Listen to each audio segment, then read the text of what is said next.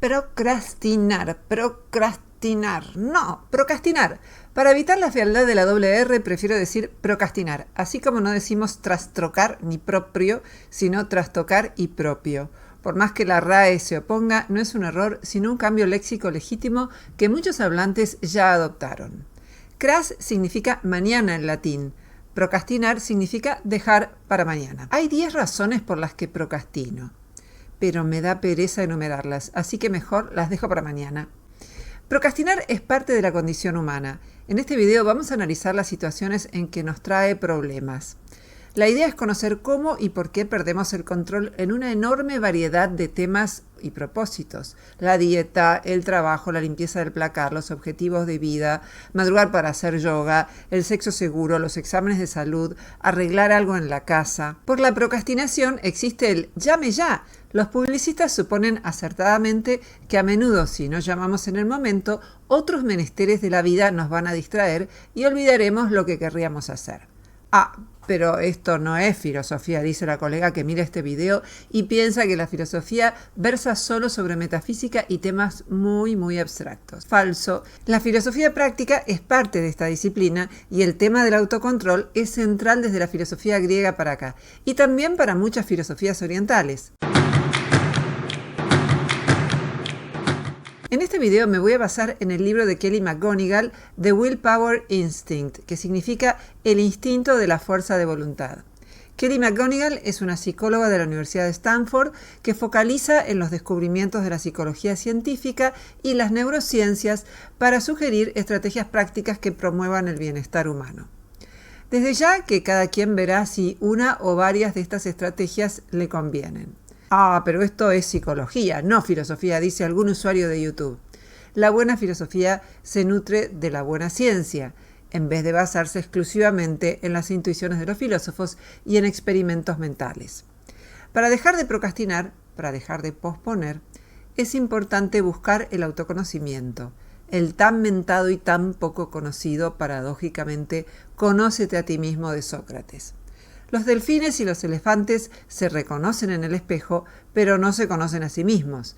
En tal caso, no suelen conocerse en el nivel que puede hacerlo un ser humano.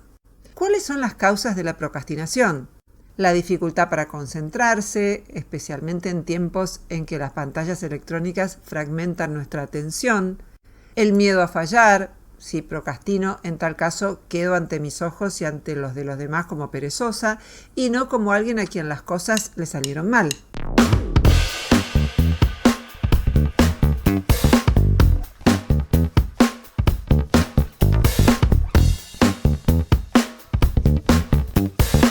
Rita Emmett, en su libro The Procrastinator's Handbook, el manual del procrastinador, dice que el miedo o la ansiedad de hacer una tarea consume más tiempo y energía que la tarea misma. Claro, ¿cuántas veces nos decimos tengo que ordenar tal parte de la casa y nos lo repetimos y arrastramos la culpa de no hacerlo cuando a menudo nos llevaría menos tiempo hacerlo que seguir incluyéndolo en la lista de cosas pendientes por hacer? También se procrastina por ser demasiado perfeccionista, por miedo a lo desconocido, por miedo al juicio ajeno, a cometer errores. Edison hizo 1600 experimentos antes de inventar la lamparita y cuando le reprochaban por no avanzar más, decía, sí avanzo, aprendí 1600 formas en que no funciona. Procrastinamos también por el sesgo de omisión. Es una distorsión cognitiva por la que, aunque el resultado sea el mismo, preferimos fallar por omisión que por comisión. Fallar por negligencia, por no hacer, nos parece menos grave que fallar por hacer, aunque ambos sean igual de dañinos. Esa es la cuestión. ¿Ustedes dirían que el entusiasmo inicial por la tarea predice si se cumplirá? ¿A más entusiasmo, más posibilidad de cumplir con lo que nos propusimos?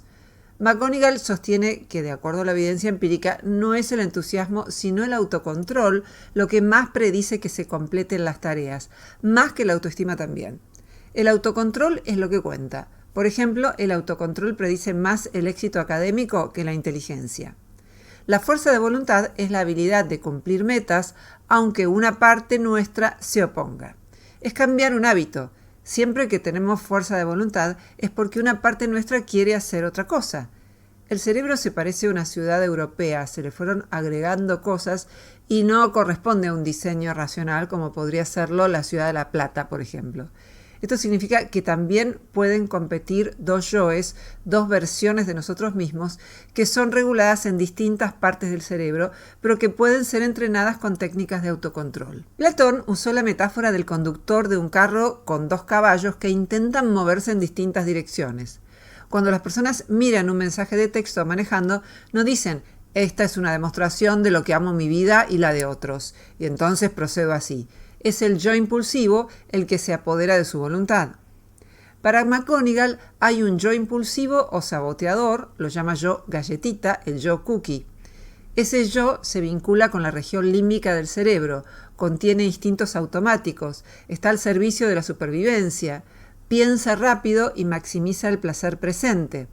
Es un mecanismo del que nos dotó la naturaleza para sobrevivir, mucho más antiguo que el córtex prefrontal, que es el otro yo más racional. El yo galletita se distrae y se tienta con facilidad. Es lo que nos hace desear, pero no da satisfacción. Es la tendencia hacia algo. Sin deseo nos deprimimos, pero sin miedo no nos protegemos. Son dos tendencias básicas: ir hacia algo, estimulada por la hormona de la dopamina, y huir de algo, estimulada por el cortisol y la adrenalina. Se los llama sistemas de aproximación y de evitación. Puede perseguirnos un león o una torta de ricota. Ambos pueden atentar contra nuestra vida de modo diferente, pero la evolución nos dotó de una forma de enfrentarlos. Y el deseo es una promesa de recompensa, no la recompensa en sí misma. Por eso el deseo no es satisfacción ni felicidad. Esto lo entendió muy bien Schopenhauer, que se nutrió del budismo para formular sus ideas sobre el deseo. El deseo está alentado por un neurotransmisor que se llama dopamina.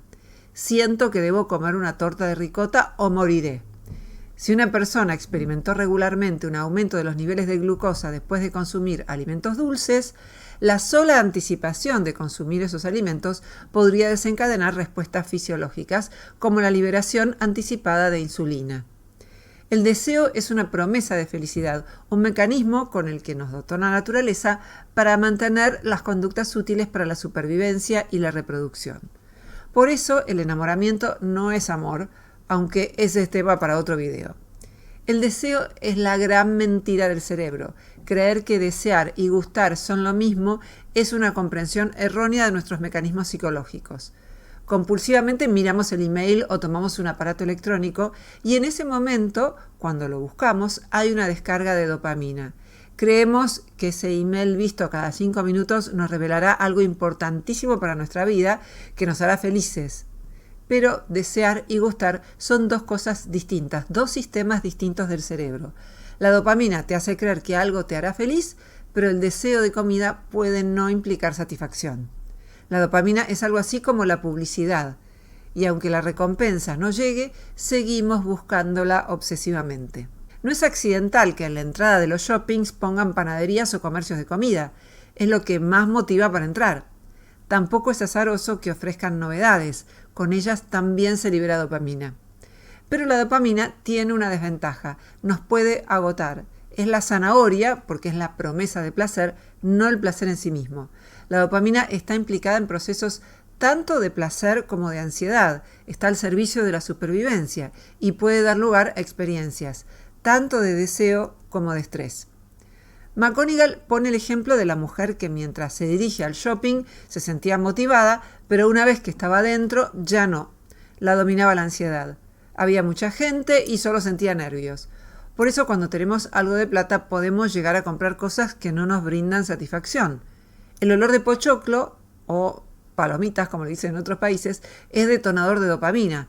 Es como el experimento del perro de Pavlov, en el que una vez que un perro asoció el sonido de la campana con la comida, basta que suene la campana para que le dé hambre. Algo que podemos hacer en ese sentido es poner a prueba nuestros deseos, ver qué sentimos ante la promesa de alguna recompensa y examinar si la experiencia posterior se corresponde o no con la motivación. Comparar la experiencia con la expectativa.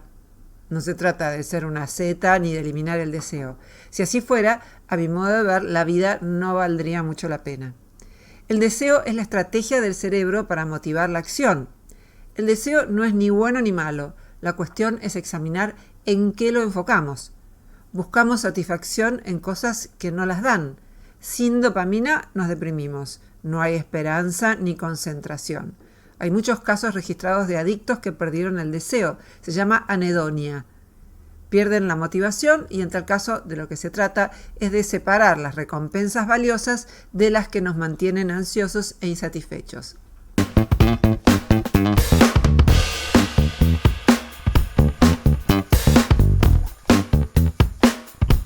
En la década del 50 investigaban la cuestión del miedo en las ratas y de pronto vieron que las ratas buscaban que se repitiera una descarga en una región cerebral. Ahí descubrieron que en el experimento estimulaban la región cerebral que regula el deseo. En otra etapa del experimento les daban a las ratas una palanquita para generar la descarga de dopamina, el neurotransmisor de la motivación, y la accionaban hasta quedar exhaustas. Incluso dejaban de comer, de tener sexo, para seguir accionándola cada 3 segundos.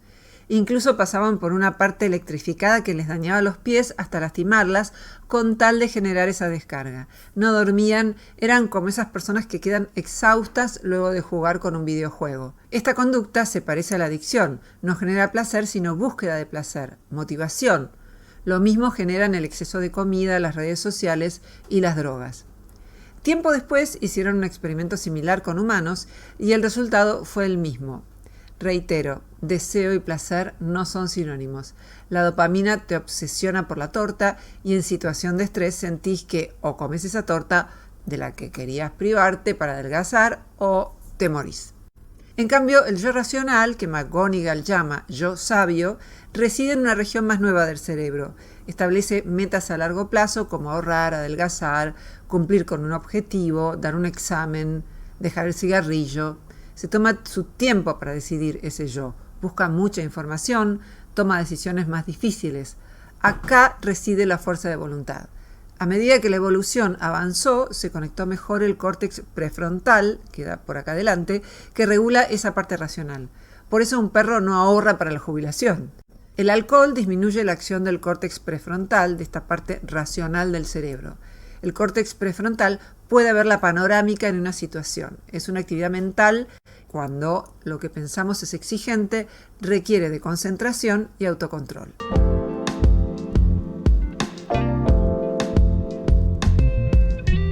La mayor parte de las personas creen que la fuerza de voluntad consiste solo en resistir a la tentación. Pero esto es solo una parte del asunto. La fuerza de voluntad ayuda a seguir pese a que una tarea sea aburrida. En gran parte consiste en recordar las metas y en bajar la ansiedad. Regular los pensamientos, las emociones y distracciones son las claves de la eficacia. Entonces, la fuerza de voluntad es la capacidad de dominar las emociones, la atención y los deseos. El mundo moderno parece ofrecernos demasiadas tentaciones, demasiadas promesas de felicidad. La fuerza de voluntad no es un rasgo de personalidad, sino un hábito, un proceso. Se trata de un proceso psicológico, biológico y social. Lo bueno es que el cerebro es sensible a la experiencia. Aprendemos algo y el cerebro se modifica. La fuerza de voluntad es como un músculo y se ejercita. McGonigal recomienda comenzar a ejercitar la fuerza de voluntad con un objetivo pequeño. La mala noticia es que la fuerza de voluntad se agota. Es un recurso limitado, pero el ejercicio la vuelve más fuerte.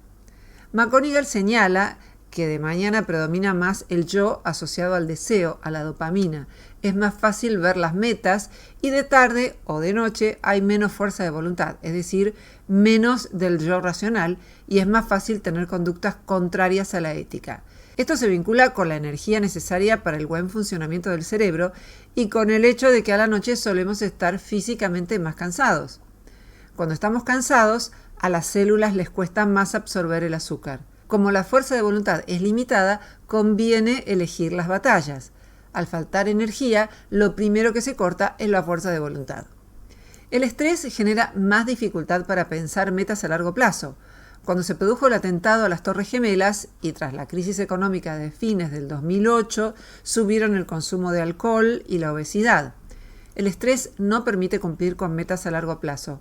Cuando dan exámenes, muchas personas beben de más, tienen más accidentes en bicicleta, se bañan menos, casi no se cambian de ropa. Si no se regenera, el autocontrol se deteriora.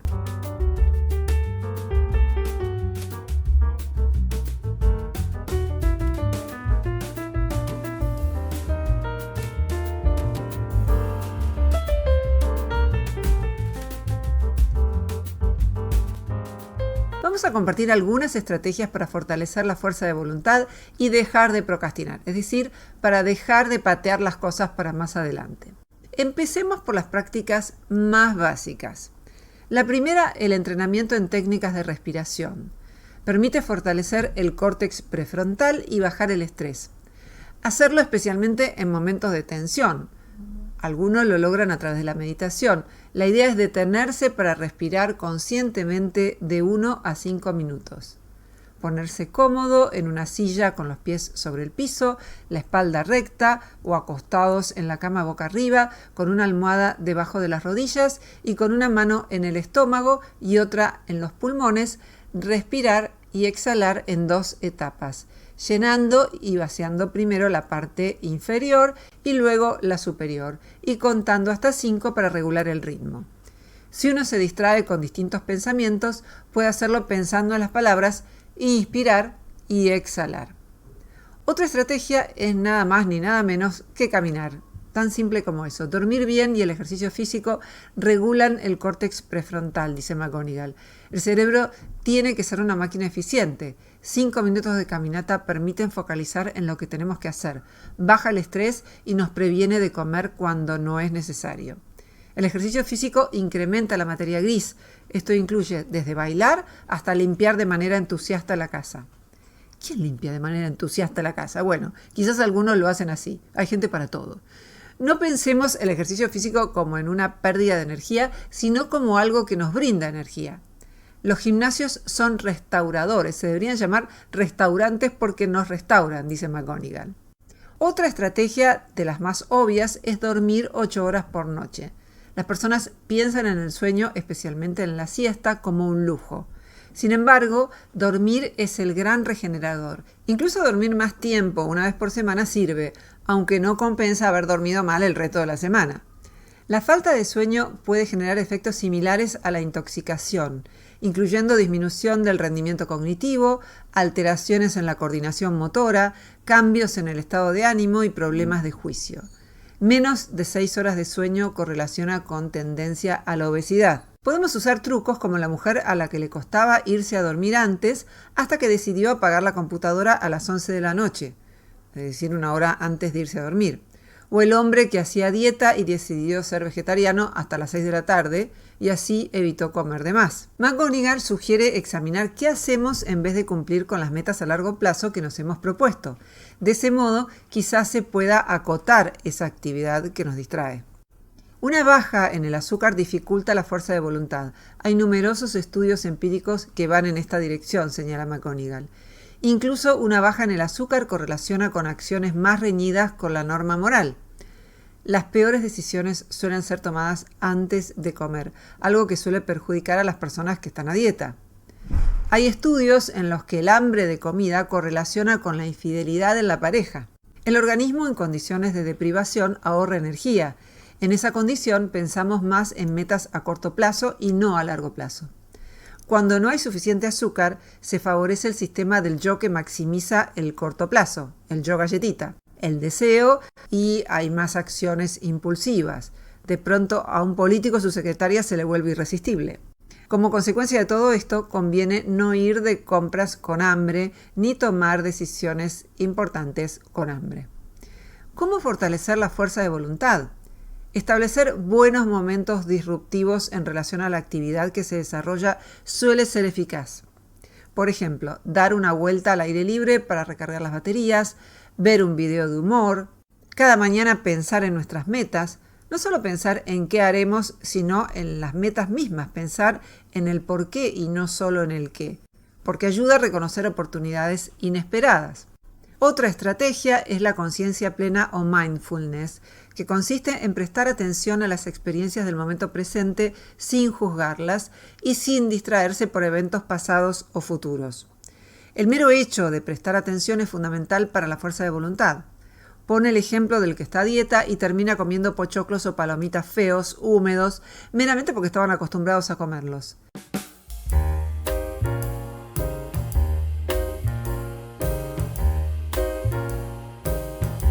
La fuerza de voluntad está compuesta por 3 habilidades. El poder del no lo voy a hacer, que evita ceder ante las tentaciones. El poder del sí lo haré, que mantiene nuestras acciones cuando la recompensa no es inmediata. Y el poder del yo quiero, que nos permite establecer jerarquías entre distintos objetivos y elegir las acciones que nos acercan más al objetivo que hemos establecido a largo plazo. La primera es la que puede plantarse frente a la tentación y decir no lo haré, no voy a distraerme con esto, no voy a quedarme tirado en la cama. La habilidad para decir no es una fortaleza que se entrena y consiste en tolerar el desagrado físico que dura un momento nada más. Sirve para decir que no a una serie de cosas, ya que hay muchas cosas que nos motivan. Para lograr esta habilidad es necesario aprender a resistir el primer momento de fatiga de la fuerza de voluntad, dar un paso más. Hay que esperar de 1 a 5 minutos y resistir. A mí me resulta extraño pensar así, pero McGonigal sostiene que la fatiga es una emoción que nos dice de qué debemos alejarnos. De lo que se trata es de identificar el impulso interno por ser restringido. Hicieron un experimento en la Universidad de Pittsburgh en el que las personas que querían dejar de fumar tenían que estar sin fumar una semana. Y luego les decían que en el laboratorio podrían fumar. Pero cuando llegaban al laboratorio les hacían sacar el paquete y les decían, ahora no saques el cigarrillo, espera 10 segundos. Ahora saca el cigarrillo del paquete, pero no lo fumes todavía, espera 10 segundos. Olelo, pero todavía no lo fumes. Iban entrenando justamente esta habilidad de resistir al primer momento de fatiga de la fuerza de voluntad. Les pedían que respiraran hondo, bajaran la frecuencia de la respiración y así cambiaran la disposición del cerebro. El 40% de los participantes del estudio redujo la cantidad de cigarrillos que fumaban una vez que concluyó el experimento, aun cuando no se lo pidieron. Hicieron un experimento similar con personas que querían adelgazar y el resultado fue el mismo. Así que, ante la tentación, esperar 30 segundos y reconectar con el objetivo que nosotros mismos nos hemos propuesto. No estamos obligados a seguir cada uno de nuestros impulsos. La segunda habilidad es la del sí lo haré. Llevar a la práctica una pequeña acción vinculada con la gran meta. Empezar aunque no tengamos tiempo o no sepamos cómo, aunque sean 3 minutos nada más. Para mantener esta habilidad es importante que aprendamos a manejar el temor al fracaso y que aceptemos nuestras fallas como algo normal. Todos fracasamos, la diferencia es cómo nos reponemos. Recuerdo que cuando estaba aprendiendo a bailar salsa me sacó a bailar un cubano y al rato perdí el paso y él me dijo: no importa, chica, lo importante no es que tú te pierdas, sino que retomes el paso. Si vivimos nuestros traspiés con culpa, con vergüenza, miedo o incriminándonos, vamos a generar más estrés y nos alejamos de nuestras metas. La tercera habilidad es la del yo quiero, que consiste en identificar objetivos y medios. ¿Cuál es el objetivo a largo plazo que más valoramos? ¿Y cuáles son los deseos inmediatos que podrían impedirnos avanzar hacia ese objetivo? Responder esta pregunta nos permite identificar jerarquías entre objetivos a corto y largo plazo y encontrar la motivación cuando la necesitamos. Hay un chiste de Maitena en el que una mujer cuelga su bikini, su malla de 2 piezas, en la puerta de la heladera para recordarse a sí misma su objetivo de mantener su peso cada vez que siente la tentación de comer de más. Este sería un ejemplo de esta habilidad.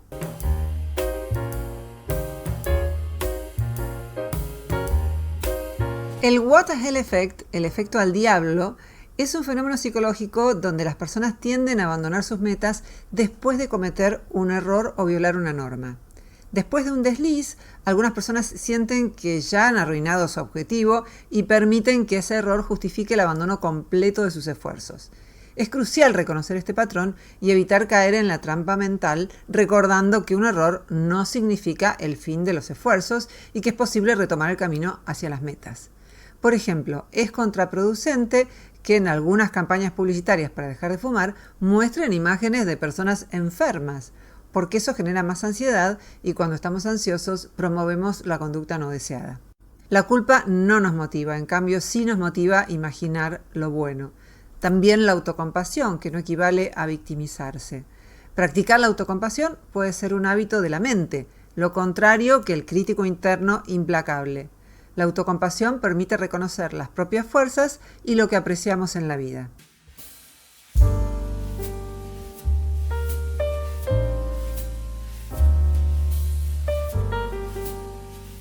Otra estrategia que propone McGonigal es la de identificarse con el yo futuro. No siempre podemos conectar con él. ¿Por qué voy a darle a ese anciano que seré en el futuro mi dinero? Mejor me la gasto ahora. ¿Por qué me voy a hacer los exámenes médicos? Somos riguroso presente, pero el yo presente puede salvarle la vida al yo futuro. El psicólogo Dan Ariely cuenta que en un experimento dieron a elegir a los participantes entre media caja de chocolates en el momento o una caja entera en una semana. Y en otro experimento dieron a elegir entre media caja de chocolates dentro de un año o una caja y media de chocolates dentro de un año y una semana. En el primer caso casi nadie resiste la tentación y todos prefieren comer los chocolates ahora antes que la semana que viene. En el segundo caso todos preferían una caja y media en un año y una semana. En el futuro todos somos personas maravillosas, dice Ariely. Conectar con el yo futuro es lo que hace ahorrar y dejar de fumar. Pero al yo futuro lo vemos idealizado, con más tiempo libre, menos estrés. McGonigal sugiere que el yo anciano o el yo que cumplió la meta escriba una carta al yo joven o al yo que quiere cumplir con una meta, agradeciéndole lo que hizo por él. No nos motiva a imaginarnos lo peor, pero sí nos motiva a pensar que ayudamos al yo futuro. Otra estrategia es la concentración. Estar distraído disminuye la fuerza de voluntad. No es nada sorprendente esto. Focalizar la atención es fundamental para el autocontrol. Otra estrategia es la denominada sustitución de recompensa. Consiste en tenderle trampas a nuestro yo impulsivo, a nuestro yo galletita, para que no nos venza. Dan Ariely cuenta que contrajo hepatitis C en un hospital, peligraba su vida y participó en un experimento en el que para curarse tenía que tomar 3 veces por semana durante 1 año y medio unos medicamentos que generaban vómitos y fiebre por horas. Pero usó una estrategia alquilándose solo en esos momentos en que tenía que tomar el medicamento unas películas en un videoclub. Era la época de los videoclubes. Se ponía la peli y se inyectaba. Y así logró ser el único que hizo el tratamiento y se curó. Son ayudas para el autocontrol que modifican las formas en que diseñamos el mundo para ayudarnos a superar las tentaciones. Implica dopaminizar la meta, asociarla con algo motivante. Otras estrategias se basan en el análisis de las excusas que nos ponemos a nosotros mismos. Identificar nuestros biorritmos, los momentos del día en que somos más productivos, calcular la cantidad de tiempo que podremos trabajar sin interrupciones, plantearse un objetivo concreto, pequeño y públicamente observable. Si el gran objetivo es redecorar la casa, empezar tapizando el sofá, por ejemplo. No decirnos qué miserable que es hacer esto, sino lo hago para sentirme más aliviada cuando termine. Identificar la parte que odiamos más y hacerla antes. Mejorar la infraestructura, ordenar el escritorio, el taller, una carpeta para cada cosa. Pensar, si dejo de procrastinar, ¿qué situación tendría que enfrentar? Por ejemplo, si termina el doctorado, tendría que irse de la casa de los padres.